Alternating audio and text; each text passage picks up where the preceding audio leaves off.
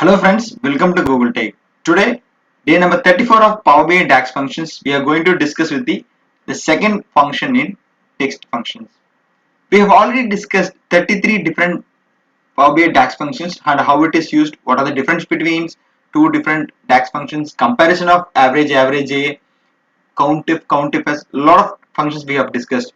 If you have missed those videos, not to worry, we have provided the link for the playlist in description box. You can go ahead and watch it, and moreover we are giving the additional text written description in our blog page as well. You can go ahead and you can read it for your convenience also. If you're watching my channel for the first time, if you're liking our video, please do hit a like button. Else if you are feeling our video is not giving much more information, please post your comment in our comment box so that we can improvise our video and give you the proper quality of video.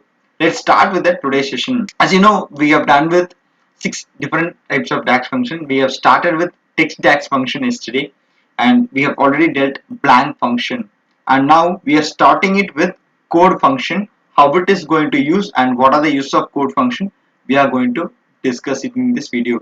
We are requesting you to not skip any point of video. If you are skipping, then you will miss any important piece of information.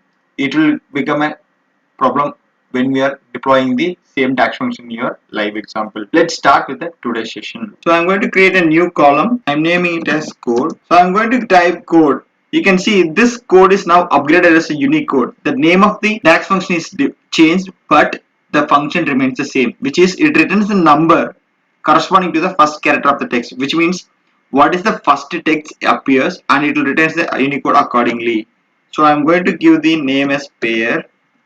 Closing the bracket, hit enter. You can see 68 is for Dhoni, Kohli for 75, Rohit is 82, and Pandya is 80. So how this bifurcation happened is D 68. So the value Unicode value of D is 68. The Unicode value of K is 75. So it returns the first text of the particular sentence code to the particular column. This is how the Unicode or code DAX function works in Power BI. If you have any queries in this video, please post your comments in the comment box. We are happy to assist you in all the time. Hope you have understood this video clearly. Thanks for watching. We'll meet you in the next exciting video. Until then, bye from Gokul Tech. Thank you and Jai Hind.